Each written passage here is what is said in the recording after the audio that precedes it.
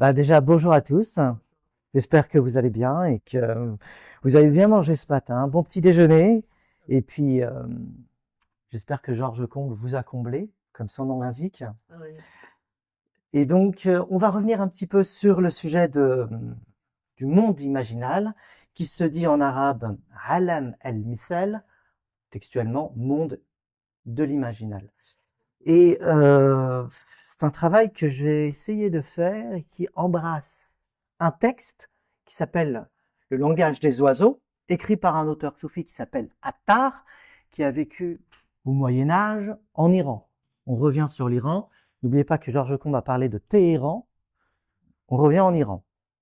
Donc le chant du simorgue, musique et images qui structurent l'âme du monde. C'est le titre de la conférence.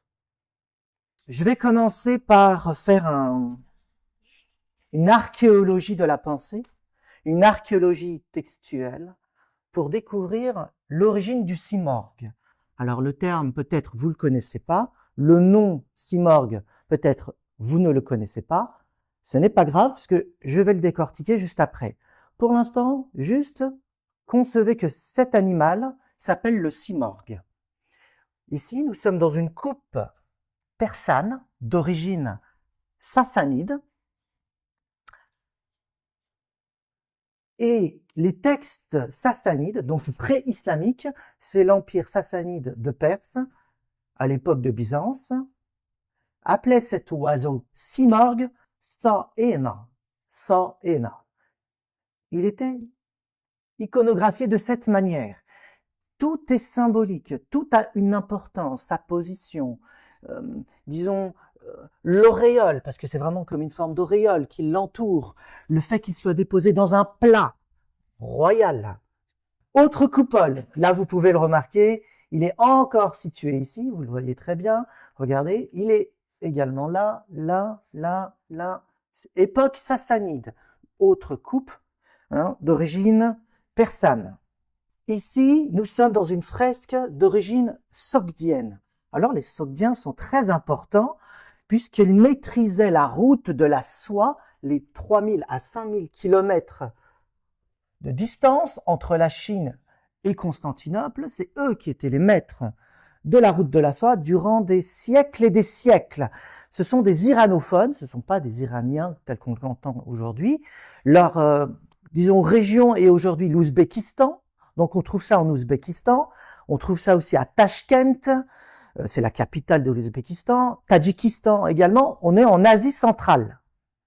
En Asie centrale. Et dans ces fresques sogdiennes, qui étaient également héritiers de l'empire d'Alexandre, ils ont hérité énormément de choses, donc gréco-romaines, les Sogdiens, eh bien, nous pouvons remarquer, si on fait un zoom sur leurs habits, juste ici. Je ne sais pas si vous arrivez à le voir. Là. Ok? Juste là et un petit peu là.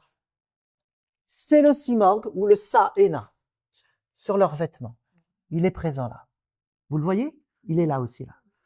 Avec la queue recourbée, toujours en arrière, là. Hein, c'est une forme de griffon. Hérodote l'appelait le griffon. Le griffon, c'est le Sa'ena en question. C'est un perse, le griffon, d'origine perse. Maintenant, on va découvrir que cet oiseau, le simorgue, le Sa'ena, le griffon, était connu aussi en Inde ancienne, à l'époque védique exactement.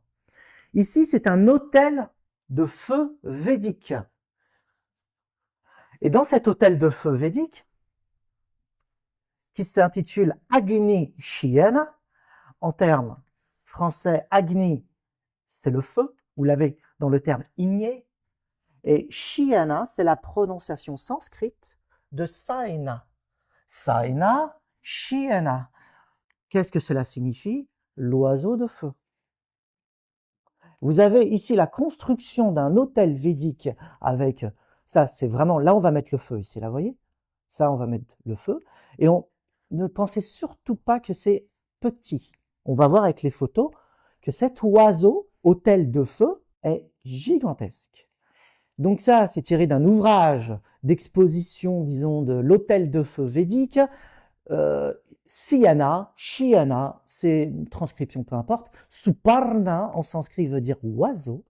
Ok? Et Chit ou Chiti veut dire esprit. Hein? Bodhicitta, par exemple, hein? L'esprit de Bouddha, vous l'avez, Chit. Ou Sat Chit Ananda, pour ceux qui connaissent un petit peu ce sujet-là, le mot Chit, qui est esprit ou conscient, ça dépend. Et regardez bien, l'oiseau est orienté vers les 4 points cardinaux. Ce que vous voyez juste ici, ce sont des briques. Des briques pour construire l'autel du feu, qui est un oiseau, comme vous pouvez le voir. Agni Shiyana, oiseau de feu, sublimation du feu en or. C'est le projet de cet autel. C'est comment cet oiseau va être allumé pour s'embraser. Vous voyez le projet? Il y a un sous-entendu de sublimation du feu. Et il faut bien comprendre que l'autel du feu védique, c'est un des autels de feu, il y en a beaucoup, de nombreux comme ça, eh bien, est une représentation ou une symbolique visuelle de ce qui se joue dans le cosmos. Puisque l'autel, pour les personnes védiques, représente ou symbolise la constitution du cosmos. Il y a 1008 briques. Chaque brique expose une constitution d'un élément dans le cosmos. Et par effet miroir, le cosmos, l'autel védique, qui est un mésocosme, répond au microcosme. Et donc, en faisant l'acte dans le mésocosme, on agit en soi et dans le cosmos. On est toujours dans cet autel de feu. Regardez la taille. C'est l'autel védique du feu.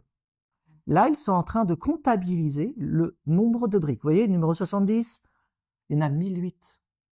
Imaginez-vous la taille de l'oiseau. Donc ça, ce sont des brahmanes, comme vous pouvez voir ici. On les reconnaît à leurs vêtements. Et l'autel védique n'a plus été fait parce qu'il faut de nombreux jours pour construire un autel de cette taille et il faut de nombreux jours pour faire cette, disons, offrande et consécration. Aujourd'hui, ce n'est plus fait, l'autel védique du feu.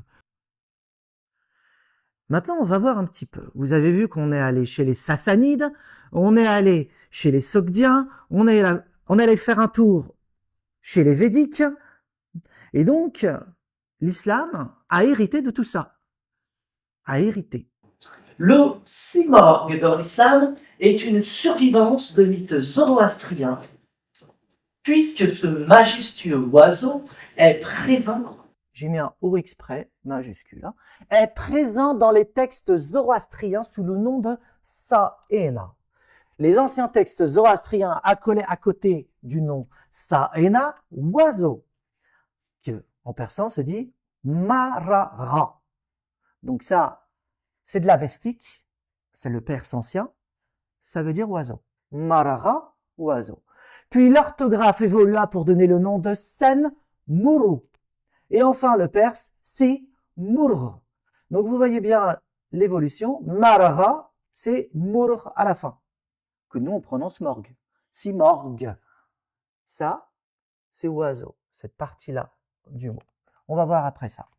Saena est nommément identifié au dieu Indra, tant dans les textes védiques que zoroastriens. Donc il y a un lien avec le Zeus, hein, le Zeus du Moyen-Orient ancien et de l'Occident, Zeus, avec les Grecs. Parce que le Zeus, c'est Indra, le porteur du foudre. Il porte pour nom Veritrarna en avestique. Et son étymologie est similaire au sanskrit Indra, tueur de Vitra. Tout à l'heure, on m'avait posé la question, est-ce que c'était un dragon? On l'avait posé. Vitra, que vous voyez ici, c'est le nom sanskrit du dragon. Indra, tueur du dragon. Vous avez toute la mythologie du chevalier qui combat le dragon, qui est caché derrière le simorgue.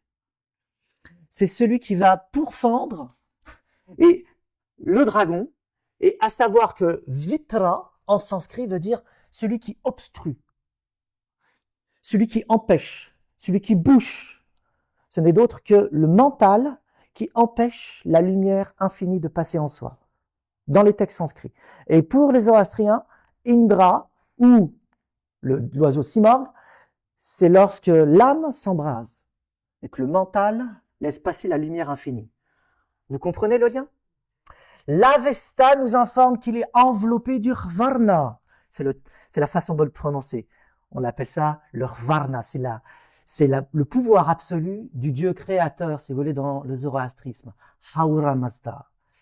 Et le Varna est un terme très ancien. On le retrouve dans de nombreux textes du Moyen-Orient ancien jusqu'au Sumérien. On le retrouve ça. Pas le terme, mais la notion. Lequel rayonne d'une lumière intense, qu'on appelle la kabod, ou la kavod dans la Bible, le mélamou dans les textes mésopotamiens. Et on voit que c'est très très ancien. Vous avez une histoire là de 5000 ans. 5000 ans d'histoire derrière ça. De plus, il est dit que le faucon c'est l'oiseau. Maintenant vous avez le nom. C'est un faucon. Cet oiseau exactement. L'oiseau d'or, c'est un faucon d'or. Ça rappelle fortement Horus, de la mythologie égyptienne. Dit que le faucon est perché sur l'arbre cosmique et sur lequel les semences de toutes les plantes guérisseuses sont agrippées comme des fruits. Ça, c'est la source de l'Avesta. C'est ce qui est cité à propos du Saena. Il est au-dessus de l'arbre cosmique. Il est perché sur l'arbre cosmique et toutes les semences guérisseuses sont à sa portée. C'est un oiseau guérisseur en même temps. L'oiseau simorgue décrit dans les textes de la mystique musulmane est un héritier direct de l'oiseau d'or des Védas et du zoroastrisme. Je t'en prie. Selon le langage moderne, nous pourrions dire que l'intellect, qui n'est d'autre qu'Indra, Zeus, c'est l'intellect. En philosophie, c'est l'intellect, s'illumine à mesure qu'il pénètre dans la sphère divine. Nous parlons de notre intellect, bouché, fermé, mental, clôturé sur lui-même, qui est complètement, disons, une perception matérialiste des choses, et l'oiseau simorgue va symboliser l'embrasement de l'intellect, l'envolée de l'intellect. C'est en parcourant les 7 strates du cosmos intrapsychique que l'intellect s'embrase, d'où la notion de foudre, foudroyé par Zeus, et transmute le feu du désir en lumière de conscience. Le désir se transforme en lumière. Voilà la notion centrale du simorgue. Simorgue évoque l'illumination graduelle de l'intellect, son embrasement, la transmutation de sa matière sombre en or. C'est l'envol de l'âme vers la réalité ultime, le soleil intelligible de Platon. L'âme se libère de ses propres chaînes, c'est les conditionnements, tel un oiseau en cage afin de retourner à sa patrie. Derrière cette notion-là se cache le mythe du chevalier qui combat le dragon dans les textes védiques et zoroastriens. Autre notion, cette fois-ci on va toucher la notion bouddhiste, qui a hérité également du simorgue, de cette notion très ancienne. C'est le feu intérieur. Donc le bouddhisme connaît cette notion-là, et également l'Inde avec les tantras connaît cette notion-là avec la montée de la Kundalini. Et la montée de la Kundalini est très récente, cette notion. On parlait d'une autre manière de ces choses-là. D'une autre manière? Je vais en parler justement. Ouais. Donc, technique yogique de respiration, c'est ce qu'on appelle le pranayama. C'est une technique de respiration qui consiste à inspirer d'une certaine façon, à expirer d'une certaine façon, afin d'allumer ce feu intérieur, juste ici, qui est situé au niveau du nombril, le hara des Japonais, si vous le connaissez, afin d'allumer, ou les 3, si vous voulez, en Chine, ils connaissent très bien ça aussi, avec les 3 feux intérieurs situés au niveau du nombril. C'est exactement la même notion. Vous voyez, les formes changent, la formulation change, mais les notions sont similaires, presque identiques. Et donc, cette technique de pranayama qui consiste à inspirer, expirer, retenir la respiration, il y a 3, afin de faire monter ce feu du désir en soi, pour transformer ce feu du désir en lumière de conscience. pourrait dire, l'inconscient devient conscientisé dans sa totalité. La montée de la lumière intérieure à travers les 7 chakras. C'est graduel. Donc là, vous avez cette montée du feu intérieur à travers 1, 2, 3, 4, 5, 6, 7. Vous voyez? L'illustration de la montée du feu intérieur. Ici, vous avez l'envolée du simorgue. Hein, c'est vraiment ça. C'est l'embrasement, c'est l'autel védique, héritier. Et vous avez l'envolée de l'oiseau simorgue Saina du zoroastrisme. Et c'est exactement ce qui est montré dans le tantra, les tantras bouddhistes et hindous, et aussi dans les techniques yogiques de respiration. Je t'en prie. Là, vous avez l'illustration, pour ceux qui connaissent très connu, des chakras. 1, 2, 3, 4, 5, 6, 7. Le 7e est toujours situé hors du corps, situé au-dessus de la fontanelle. Je t'en prie. Et là, c'est Vajra Yogini, bouddhiste tibétain. C'est les tantras, ça. Là, Vajra Yogini, c'est, regardez bien, enflammé, le feu partout. Vajra Yogini, c'est la Shakti, si vous voulez, dans le bouddhisme tibétain. Elle s'appelle Vajra Yogini. C'est la Shakti du tantrisme hindou. Ici, on va parler de la montée de la Shakti. Aujourd'hui, on appelle ça la montée de la Kundalini. En réalité, la Shakti, c'est cette énergie. C'est l'oiseau simorgue aussi. C'est en relation avec ça. Et dans le bouddhisme tibétain, c'est Vajra Yogini qui joue ce rôle. Il y en a d'autres. Il y a d'autres facettes.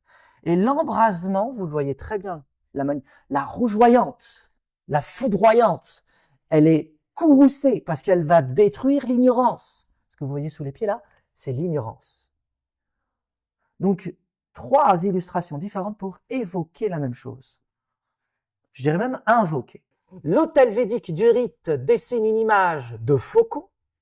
Il s'agit de l'oiseau d'or des textes védiques. L'embrasement du divin Agni, donc le feu, se transforme en faucon d'or, Chiena, lorsque l'énergie a atteint son maximum au cours de 7 phases. C'est textuellement dit dans les textes avestiques et védiques.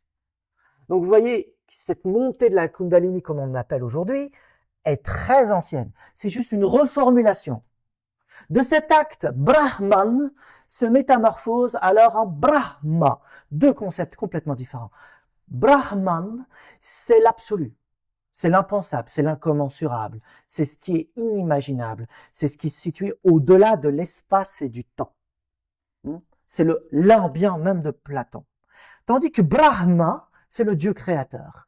Mais pour que Brahman, ça c'est vraiment très ancien comme concept, hein, mais pour que Brahman devienne Brahma, il faut 7 étapes. Et en quoi consistent ces 7 étapes? C'est la création du monde. La cosmologie, la cosmogonie, la naissance du monde en 7 étapes, donc les 6 jours plus 1, c'est comme ça que c'est comptabilisé, c'est évoqué dans les textes avestiques et védiques, c'est comme ça aussi, c'est en 7 jours. C'est la reproduction mythologique de ce qui se joue en soi, et ce qui a eu lieu de tout temps, et ce qui a lieu en tout temps, et en chaque chose. Donc le mythe de la cosmogonie répond le mythe de la montée de l'énergie intérieure. C'est une création qu'on est en train de faire. Donc l'autel védique dont je vous ai montré avec l'oiseau simorgue, hein, qui était en train d'être allumé, c'est un rite de cosmogonie. Mais en même temps, c'est pas une cosmogonie qui a eu lieu il y a très longtemps. Elle se joue au présent. Puisque ça doit agir en soi. Et on est en train de créer son propre cosmos intérieur, ce qu'on appelle le microcosme aujourd'hui. Vous voyez le recoupement, c'est des jeux de miroirs. Ce rite védique réitère l'acte de création du cosmos accompli par la divinité. Ce rite, hein, lequel se voit également repris lors de l'ascèse par le yogi. Qu'est-ce que fait le yogi avec cette technique de pranayama? Il reproduit l'acte cosmogonique en lui-même. Lorsqu'il augmente l'intensité de son propre feu intérieur au cours du tapas. Alors le terme tapas est un terme sanskrit qui veut dire l'échauffement. Quand on respire d'une certaine manière, par le pranayama, le feu intérieur, on le sent chauffer. Et c'est un échauffement qui, pour prendre un exemple assez parlant, les cheminées de château. On met le bois, on met quelque chose pour embraser le bois, mais ensuite il y a ce soufflet, c'est la technique de respiration qui permet d'embraser le feu. Et donc, c'est une cheminée, et on fait une technique de respiration pour augmenter l'intensité de ce feu. Est-ce que c'est mythologique de parler de cette manière-là? Pas du tout, puisque aujourd'hui même, on a la possibilité de voir la technique du tapas, de l'embrasement du feu, de l'échauffement du feu, avec de la neurobiologie et fait sur des bouddhistes tibétains qui font cet acte de tapas, d'augmentation du feu, et on voit l'activité neuronale, comment ça marche. Et on découvre quelque chose de très intéressant. Je vais vous montrer quelques photos après. L'oiseau d'or évoque notre phénix des traditions occidentales et la fabrication de la pierre philosophale des alchimistes. Le Rig Veda mentionne que c'est cet oiseau d'or qui a apporté le soma, ce qu'on appelle l'ambroisie aux dieux. Le soma ou cette ambroisie des Grecs anciens, tout le monde la connaissait dans les cultures anciennes, provient de l'oiseau de feu. C'est lui qui l'apporte. Hein, la boisson de l'immortalité, qui rend immortel, si vous voulez. Bouddhisme tibétain, éveil du feu intérieur. Alors, vous remplacez le terme feu par Agni, et vous avez le même concept. Ici, vous avez des bouddhistes tibétains, c'est du tantra. On est dans du tantrisme, là. On n'est pas dans le bouddhisme Mahayana simple. On est dans le Vajrayana bouddhiste est un héritier direct des techniques yogiques de l'Inde. Donc, regardez bien, qui veut faire une méditation de cette nature-là?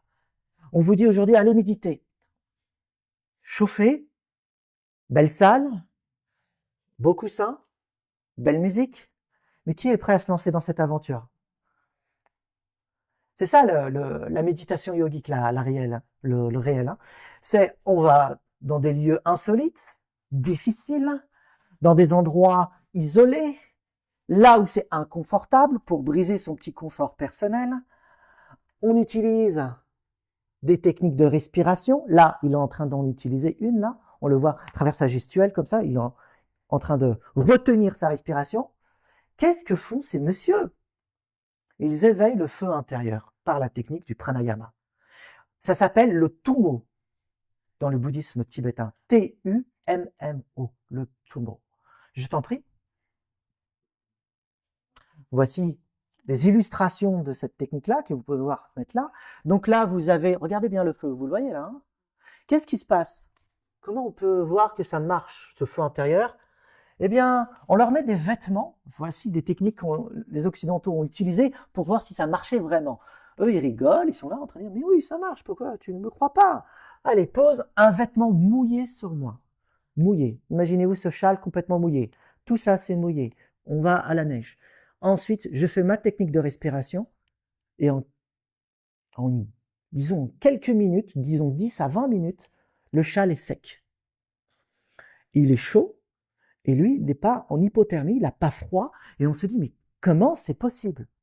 On explique ça par l'éveil du feu intérieur. Et toute l'historique que je vous ai fait derrière, c'est le Simorgh. Rien que sur ça. On est avec le Simorgh. Toujours. On n'a jamais quitté le sujet. Ça, vous trouvez ça dans des temples tibétains, au Tibet actuel. L'éveil du feu intérieur, héritier des techniques yogiques. Donc voici l'embrasement du feu. Là, l'éveil du feu intérieur, ça s'éveille. Ça, c'est la circulation de l'énergie intérieure, qu'on appelle le prana ou le chi, lung en tibétain. Là, vous regardez bien. Et qu'est-ce qui se passe? Illumination. Ouverture de son mental. On a chassé le dragon en soi. On l'a converti. Parce qu'on ne peut pas tuer le dragon, on le convertit. On le met en terre pour qu'il puisse se transformer. Donc, à partir de là, le feu intérieur permet de transformer les éléments sombres en feu et de plus en plus intense et en lumière. Et c'est actif physiquement. Là, on va venir avec notre fameux Simorgh en Iran. Nous sommes avec le mausolée du poète soufi Fakhreddin Attar, qui se dit Attar normalement. Et Attar veut dire le parfumeur, celui qui met du parfum. C'était, oui, tradition familiale. C'est le mausolée du poète dont on va parler maintenant, l'ouvrage, le fameux langage des oiseaux qui est mal traduit, je vais vous en parler. Enfin, je pense que Layli Anbar est celle qui a trouvé le terme le plus exact pour traduire le terme arabo-persan, mantiq et tayr. Je vais vous en parler. Le cantique des oiseaux. Voici le titre que Layli Anbar a choisi pour son ouvrage. Et c'est le meilleur titre possible. On l'a traduit, cet ouvrage, par le langage des oiseaux, la conférence des oiseaux. Mais la meilleure traduction, c'est le cantique des oiseaux. Bon, pourquoi? Parce que mantiq, tayr veut dire oiseau. Tayr veut dire oiseau. Mantiq, ça veut dire la logique. C'est un terme directement relié à la tradition philosophique arabe qui provient directement de la tradition philosophique grecque. Lorsque les Arabes ont commencé à traduire les textes grecs en arabe, quand ils ont vu la logique d'Aristote, pour traduire le terme logique, ils ont traduit ce terme par mantiq. Nataka, le verbe parler, discourir. Mantiq a été utilisé par les soufis pour évoquer la logique de l'âme. Les oiseaux, dans la pensée spirituelle musulmane, ce sont les âmes humaines. Donc là, nous ne sommes pas exactement dans la logique aristotélicienne, nous sommes dans la logique de l'âme. Et la logique de l'âme, c'est un cantique, c'est un chant. Et ils ont joué sur le terme mantiq en arabe, qui signifie également indirectement, un chant, une logique. Comme Dante sut illustrer la quête de sa Béatrice aimée, en même temps que de la pure contemplation de Dieu, parmi les embûches de l'enfer et du purgatoire, à l'aide de son guide Virgile, au moyen d'un éclat narratif, de fortes illustrations imagées et faisant appel à la fonction imaginative. Attar fait ici montre d'un talent aussi captivant qu'éblouissant. On a un parallèle avec Dante dans Attar. Le cantique des oiseaux raconte le récit de tous les oiseaux du monde, traduction de toutes les âmes, de toutes les personnes, de toutes les potentialités qui existent au cours de l'histoire humaine. Autrement dit, on a un compendium dans ce petit livret, c'est vraiment petit, hein, c'est pas grand, on a un compendium dans ce livret-là de la mythologie du voyage de l'âme vers Dieu. Toutes les possibilités y sont inscrites à l'intérieur à travers des illustrations, des images, des évocations, des invocations, des mythes fabriqués par Attar qui sont inspirés. C'est un poète. Qui se réunissent un jour pour partir ensemble à la recherche de leur roi, la magnificence souveraine des oiseaux, même s'ils ne savent pas exactement ni qui elle est, ni comment l'atteindre. On parle du soi jungien, là, hein. C'est vraiment ça. C'est le soi jungien, le roi des oiseaux. Parmi eux, seule la huppe connaît son nom, Simorgue. Le lieu où elle niche, le mont Qaf. Alors, la prononciation du K en arabe est littérale, c'est Qa, comme ça. Qaf, ou la montagne Kaf, comme vous voulez. Oui, c'est l'oiseau Simorgue, tout à fait. C'est Simorgue, en féminin. Ah oui, elle, la magnificence. Souveraine des oiseaux. C'est la même chose. Ouais, la magnificence, c'est Simorgue, mais c'est le soi. Le soi est masculin. Simorgue est masculin, mais la magnificence, c'est elle. Mais c'est la même chose, parce que Simorgue est une magnificence.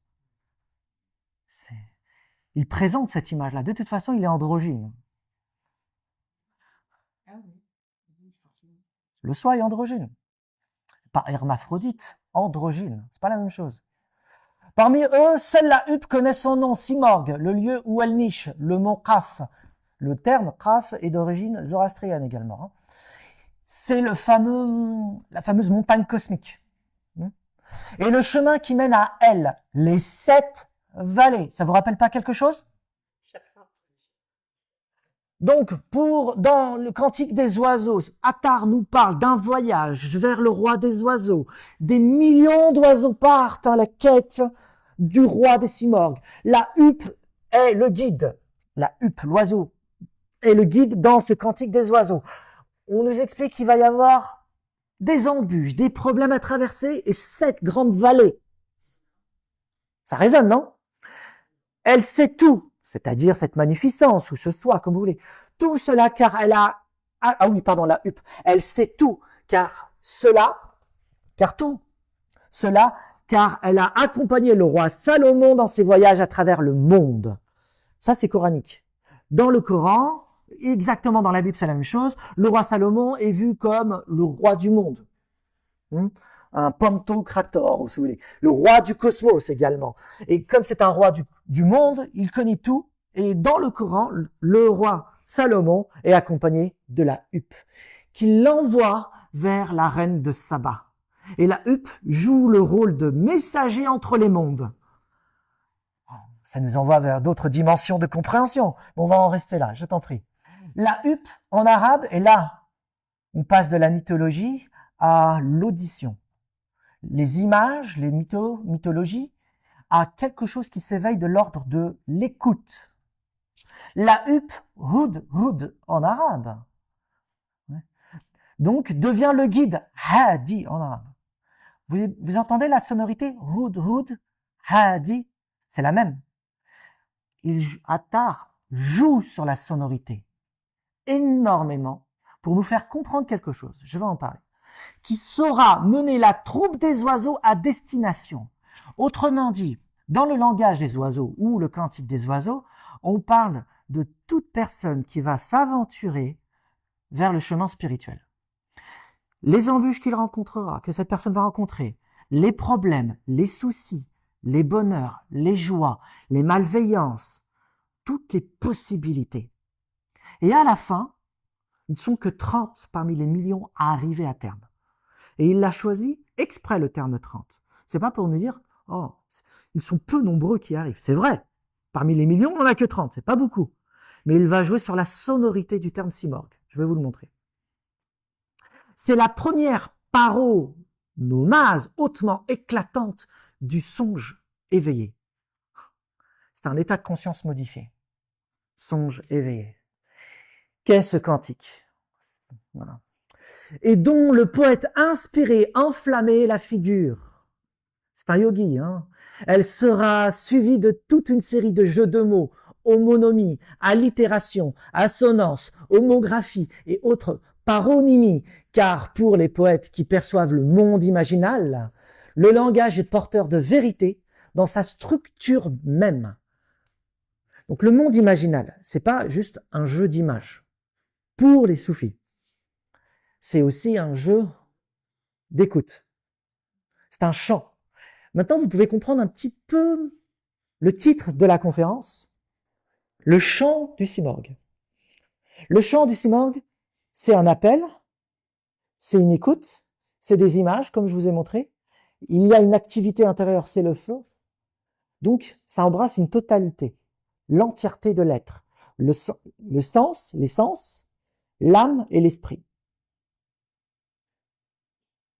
Pour qui sait entendre, le son et le rythme de la parole humaine proviennent de la dimension divine. C'est pour ça que la poésie est extrêmement importante dans le monde soufi. La poésie, disons, inspirée, est la porte d'accès vers le monde imaginal. Pour qui sait l'entendre, le monde imaginal émet des sons. Ces sons structurent la réalité de tous les jours. Nous voyons des fleurs, des paysages, du vent, des bâtiments, des êtres humains. Tout ça est structuré par le son. Ces sons vont donner des images. On peut les percevoir dans le monde imaginal à travers des expériences spirituelles. Et ça se transforme en jeux d'images.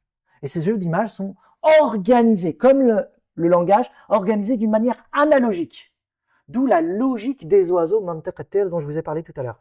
La logique de l'âme, elle est de nature analogique. La divinité émit sa parole créatrice afin d'organiser le cosmos. Vous avez vu les 7 étapes de la création, c'est une parole créatrice. Donc il y a du son. Ainsi, en est-il du poète orphique. Sa parole d'or est pure phos, lumière. Regardez bien. Vous voyez bien le terme orphique, le terme or, on en a parlé. Mais fique, on pourra jouer avec le terme phos, qui veut dire lumière en grec. Donc, or, lumière, Orphée, le chant d'Orphée. Depuis ce tréfonds originel, à l'intérieur de nous, caché au plus profond de notre être, se tient le simorgue qui attend son éveil. Peut-être son réveil. C'est pour ça qu'il faut que le son éveillé est connecté à cet éveil de soi vers l'envolée. Depuis ce tréfonds originel, elle libère l'intellect de ses propres fonctions limitantes, des définitions figées aux classifications étanches, et brise l'espace mental pour en libérer l'immense nexus dont l'harmonie unifie toutes les oppositions. Vous voyez le projet? C'est ça, le dragon. Hein? On doit chasser le dragon. Chasser le dragon, hein, pour le convertir. C'est ça. Oui, c'est la première paronomase. C'est-à-dire, alors, c'est tout ce qui est cité juste après. Une série de jeux de mots, homonymie, allitération, assonance, homographie, paronomie, c'est-à-dire des jeux de sonorité de son, proximité de son, des homophonies, des assonances similaires. Et on joue avec ça parce qu'on considère qu'il y a une analogie à faire, d'où le terme hudhud et radi, qui en arabe est assonant, qui veut dire il y a une connexion à faire avec ces deux termes-là. Et Attar joue beaucoup sur ça dans la langue originelle. Mais comment traduire ça? Nexus, c'est interconnexion, interrelation. C'est un réseau. Nexus, on peut le remplacer par le terme réseau. L'immense réseau. Le réseau est unifié. Il y a un réseau qui unifie tout, mais on ne le voit pas, parce qu'on est fragmenté. Simorgue n'est autre que le soi, ni extérieur à soi, ni intérieur à soi. Ça en bloque plus d'un, comment pas à l'intérieur, pas à l'extérieur. La voie du paradoxe dans le soufisme est extrêmement importante, c'est des koans aussi. Le simorgue n'est pas à l'extérieur, n'est pas à l'intérieur. La divinité n'est ni à l'intérieur, ni à l'extérieur. Le monde imaginal n'existe pas et existe simultanément. Donc, allez savoir, la voie du paradoxe est extrêmement importante. C'est des koans, hein. Donc, ni intérieur à soi, sa dimension dessine la singularité initiale. Bienvenue aux physiciens qui sont là. Elle relie toutes les étendues de l'espace physique et psychique, c'est le centre de gravité cosmique et annihile toute sensation de séparabilité temporelle. Vous voyez, en langage moderne, ça donne ça. En langage ancien, ça donne l'autel védique. On ne comprend pas l'autel védique. Mais en langage moderne, c'est ça. L'oiseau d'or émet un son qui retentit à travers la dimension première, celle des pensées, puis devient image dans la seconde dimension, et en troisième phase, il se cristallise en matière sensible. Le cosmos est donc le champ du simorgue. Où est le simorgue? Partout et nulle part. Nous ne le voyons pas. Où est le monde imaginal? Partout et nulle part. Ce qu'on appelle na koja abad en persan. Na koja, na c'est le négatif, koja c'est le lieu, et abad c'est la position, le lieu où on va poser ça. Donc abad, vous avez dans le terme dans Islam abad par exemple. Hein, c'est le nom de la ville. Abad c'est un lieu. Na koja, koja c'est où. Na koja, le nom où. Il n'y a pas de où à ce terme-là. Il n'y a pas de. Donc, allez savoir où se situe le monde imaginal. Ben, il n'y en a pas. Il fait irruption dans sa propre dimension intérieure lorsqu'on commence à ouvrir son âme à ce qui est déjà là. Mais on ne voit pas parce qu'on est aveuglé par notre propre ignorance. C'est notre ignorance, c'est notre inconscience, insouciance qui nous aveugle. Donc c'est déjà là, mais on ne le voit pas. La dimension imaginale ou le monde imaginal est déjà là. Le son, les chants et tout ce qui est présent. Et les poètes inspirés sont ceux qui perçoivent. Ils voient, on les appelle les visionnaires à cause de ça. Le son déploie des fréquences qui modélisent les images mentales. Elles apparaissent au sein du monde imaginal qui devient le lieu de rencontre entre le moi et le soi. Ça jaillit de l'intérieur, hein, vous le voyez? De l'intérieur. Mais il n'y a pas d'intérieur en vérité. Puisqu'il y a disons, conjonction des opposés, comme le terme a été employé par Jung, conjonction des opposés, lorsqu'on parle du soi. Il est au-delà de l'espace-temps, hors de l'espace-temps, par-delà tout ce que l'on peut concevoir, et grâce à ça, il peut se positionner à tous les lieux en même temps. Le cosmos est donc le chant du simorgue. Très bien, ça c'est lu. Lorsque le moi brise les murs de sa propre cage mentale, il commence à entendre l'écho du chant du simorgue et à voir les reflets célestes sur le miroir intérieur, alias la fonction imaginative. C'est pour ça que comme Françoise Bonnardel l'a signalé, miroir, miroir. Dans le soufisme, on insiste beaucoup sur ce jeu de miroir, qui n'est pas spécifiquement soufi. C'est vraiment universel, cette notion-là. Miroir. Et en arabe, mir'at, qui veut dire miroir, est féminin, et relié pour désigner aussi le féminin, la femme. Quand on dit une femme, on dit mar'a. Mar'a. Quand on dit miroir, mir'at. Vous entendez la consonance, l'assonance? Mir'at, mar'at. Femme, mar'a, miroir, mir'at. La femme est le miroir. Et il y a une relation profonde avec la Sophia, dans le soufisme avec ça. C'est ainsi qu'Attar nous fait entendre et voir que Simorgue est la fondation du tout, l'un sans second. Dans son œuvre, alors j'ai choisi des termes bien précis pour faire appel à vous, à certaines images mentales. Dans son œuvre, un songe éveillé, Attar, dont le nom connote l'idée du parfumeur d'âme, le moi découvre qu'il n'est qu'un des nombreux visages du Simorgue. En regardant en Simorgue, il n'y voit que lui-même. Et voici ce que fait encore Monsieur Attar. Je vais vous lire, après je vous explique. Mais puisque parmi les millions d'âmes-oiseaux, seuls 30 arrivent à terme, chacun regardant en lui ne contemple que leur propre beauté divine. C'est ainsi que le parfumeur d'âme embaume l'atmosphère de Simorgue d'équivocité nominale. Attar exhale l'eurythmie divine en dévoilant que Simorgue signifie en persan si, qui veut dire 30 en persan, et mor, oiseau. Vous avez dit qu'il jouait énormément sur les mots. On peut facilement voir en ça le langage des oiseaux qu'on connaît dans l'alchimie occidentale. C'est le même principe, puisque dans la vision soufie, le langage des oiseaux, c'est la logique de l'âme. Ce langage est de nature analogique. Le terme langage des oiseaux entre parfaitement dans cette atmosphère pour parler, cette fois-ci, d'une poésie divine, d'une grammaire divine. Le langage des oiseaux, c'est la grammaire de Dieu, si vous voulez. Donc Attar s'amuse à nous parler de Simorgue et il fait arriver à terme que 30 oiseaux parmi des millions, parce que en persan si, ça veut dire 30, et mort, oiseau. Jeu de miroir. Alors, imaginons qu'il y en aurait eu 31. Ça serait pas si. C'est-à-dire que l'oiseau lui-même, Simorgue, n'est que le reflet de ce que nous sommes. Et autant de personnes qui se présentent à lui, autant de reflets il y aura. Et chaque âme étant différente, nous sommes dans l'unité qui se perçoit dans la multiplicité, et la multiplicité se perçoit dans l'unité. Nous sommes purement dans l'un et dans le multiple. Le multiple n'est que le reflet de l'un. Il n'y a pas de multiplicité. La multiplicité n'est que le reflet de l'un. Et plus il y a de multiplicité, plus il y a d'un. Mais il n'y a pas de division dans l'un. On ne peut pas diviser l'un. Il restera toujours un.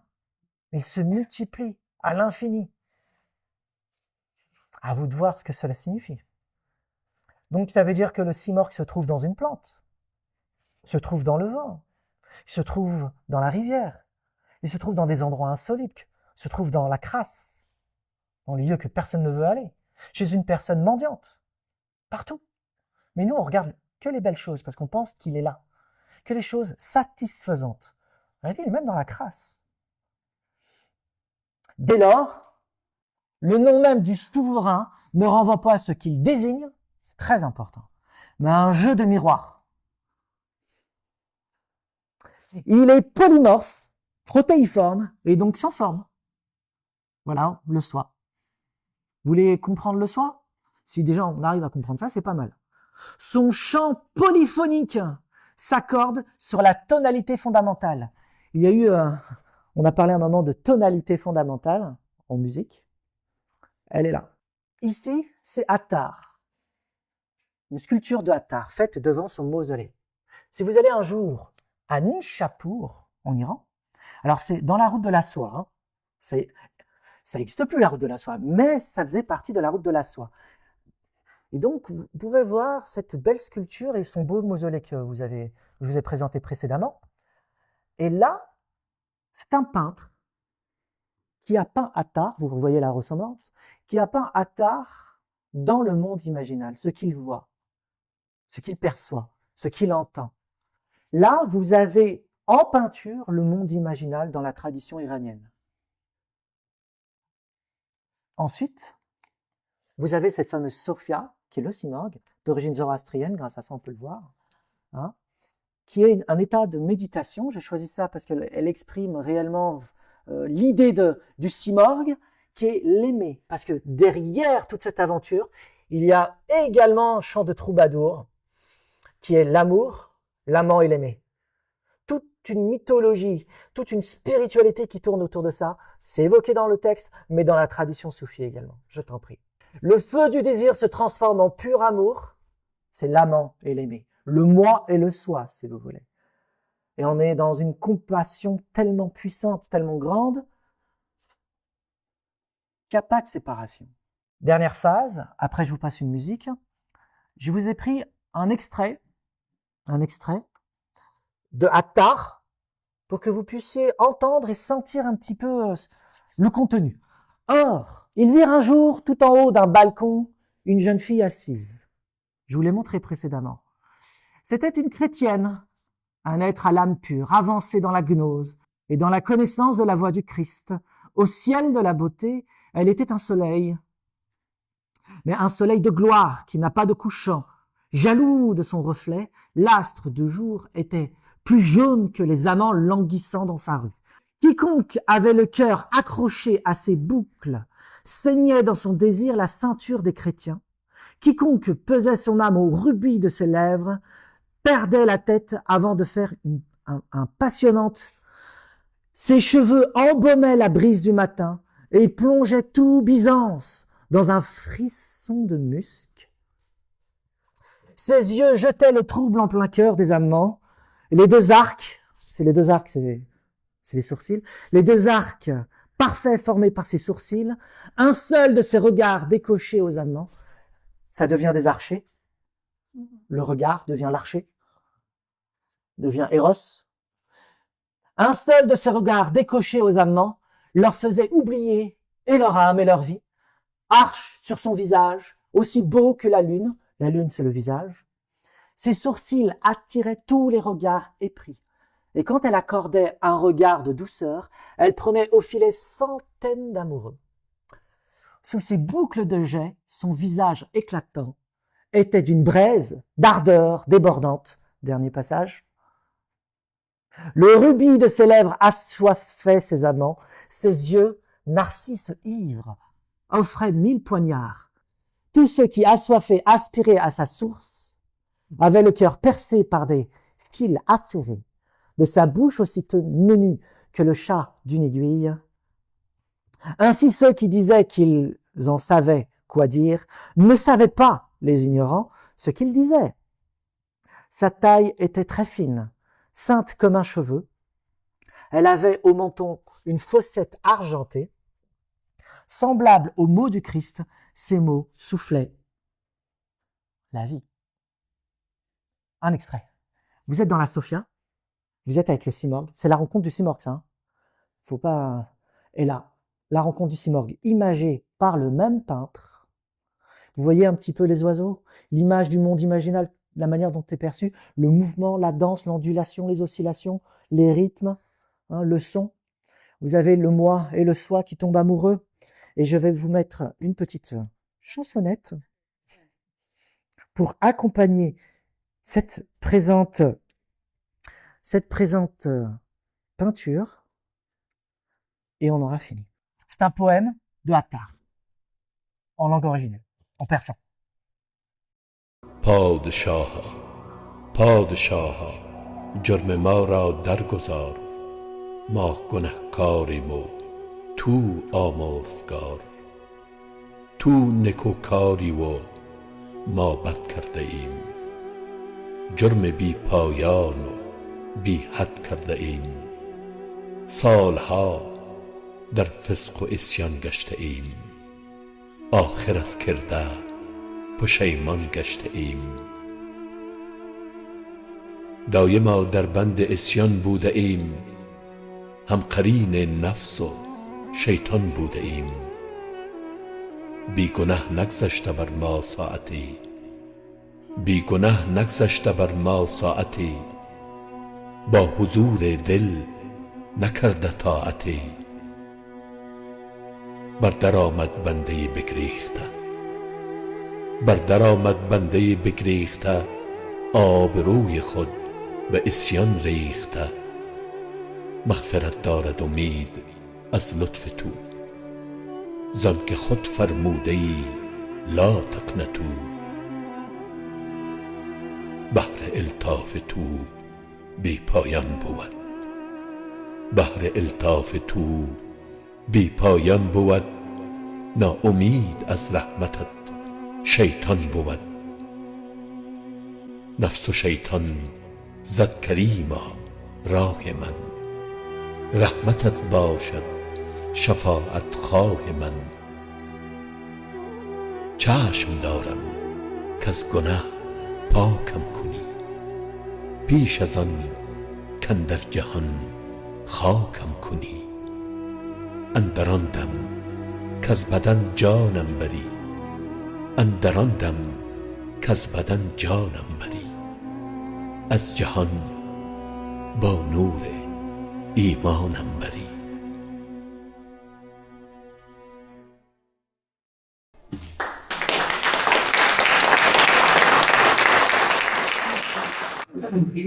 Je voulais savoir si ça demande une longue pratique de pouvoir faire naître sur feu intérieur. Est-ce que ce sont vraiment que des exercices qu'on arrive à le faire et comment ça se passe? Alors, il y a deux voies, la voie graduelle et la voie abrupte, soudaine. La voie, disons, graduelle demande une longue pratique. Tu le pratiques, toi, d'ailleurs, ça? Tu l'as pratiqué? Ouais. Oui. Ouais. Au présent, Au présent. c'est quotidiennement. Quotidiennement. Des questions. Ouais. Mais après, bizarrement, ça devient un état d'esprit. Une façon de vivre. C'est plus juste à un moment donné, ça se transforme en normalité. Un état de conscience qui change. Au départ, on était comme ça, on modifie, et cette chose qu'on modifie se transforme en normalité. Et on n'a pas besoin de trouver le lieu, le moment pour faire ça. C'est un état de conscience du présent. Hein? C'est pratique. Alors, dans le soufisme, on parle toujours, hein, c'est ça? Ou dans d'autres traditions? Toi, tu pratiques ou comment? Dans les techniques respiratoires. Oui, c'est ça, dans la technique respiratoire. Alors là, on est dans le yoga. Hein. Voilà. Dans le yoga, cette technique respiratoire s'appelle le pranayama. Prana, énergie. Yama, c'est la technique de respiration. C'est rythmé. Et pour ça, c'est facile à faire puisqu'il y a assez de cours en France qui invitent les gens à participer et à s'inscrire à l'éveil de l'énergie intérieure. On appelle ça le pranayama. Et il y a de nombreux cours à Paris. Alors, il y a Shivananda, par exemple, à Paris, c'est pour ceux qui sont parisiens. Ils vont du côté du Paris 10e, là-bas il y a l'école de Shivananda, et ils pratiquent le pranayama. 8 ans, 4 temps, on retient, on appelle Rekaka, 4 temps. Inspire en 8 temps, on retient la respiration 4 temps, et on expire en 4 temps. On respire. Et ça fait une circulation, on appelle ça la circulation en vase. Et ça éveille quelque chose en soi, mais ça demande du temps. Et on ressent cette chaleur. Alors, pas du jour au lendemain. C'est ça. On va ressentir au bout d'un moment cette chose en soi qu'on ne saura pas identifier, que les traditions connaissent, et on va le ressentir. Donc si on n'est pas accompagné, c'est catastrophique, parce qu'on ne sait pas ce qui se passe, où on va, quoi faire avec tout ça. C'est toujours catastrophique si on le fait seul. Si on est accompagné, c'est mieux, parce qu'au moins on sait avec qui on est, pourquoi on le fait, où on va, parce que lui, il le sait. Ça, c'est la technique longue. Technique rapide, abrupte, c'est beaucoup plus brutal et ça demande une force d'esprit extrêmement puissante, parce qu'il va falloir être confronté à sa propre ombre, terme jungien, à sa propre ombre, le fameux dragon, et on n'est pas tous préparés à pouvoir l'affronter. Est-ce que ça correspond à la voix sèche et à la voix humide des alchimistes? On pourrait le voir de cette manière-là. On pourrait faire la corrélation. Tout à fait, oui. Ouais. Et je crois qu'il y avait notre ami. Oui, je suis très bavard, mais excusez-moi, mais 3 choses très importantes. D'abord, je plein la gueule, je le dis franchement, parce que j'ai une expérience au Groenland. Un chaman m'a offert une hache qui sert à couper le fil de lame sur lequel il y a le cyborg. Et de l'autre côté, il y a la force brute qui vient de tour. Il y a la cage, il y a l'étoile, il y a le mouvement des nuages.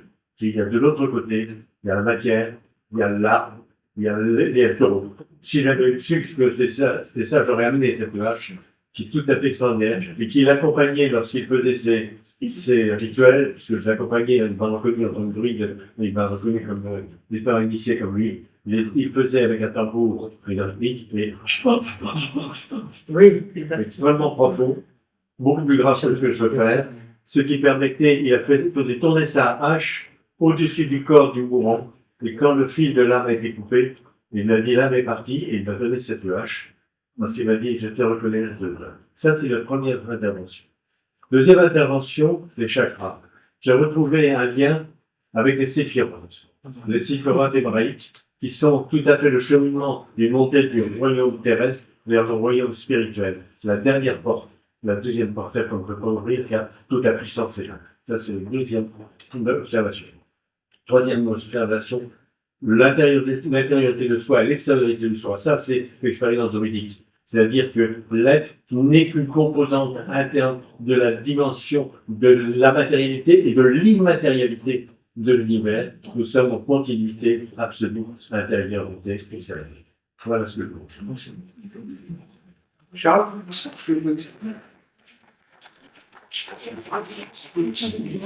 Le philosophe Héraclite est dans l'aventure du logos. Le logos, c'est la parole divine, bien sûr.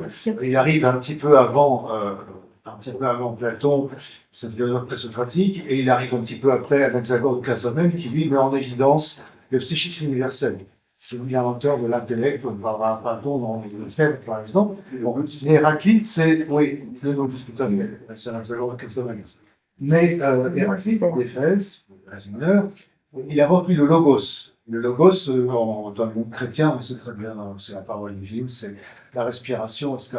Est-ce que le logos a un rapport? Est-ce qu'on peut dire que le logos, parole formatrice, parole divine, ils sont, bien sûr, parce que c'est une parole, à des connexions? Est-ce que ça a été connu à Byzance d'abord, Bagdad après, puisque les chrétiens ont été emmenés à Bagdad, parce que c'était traduit dans le grec. Est-ce que tu... Alors oui, il y a eu deux façons de concevoir ce logos après la formalisation de Socrate, après la classification de tous ces termes. Aristote arrive.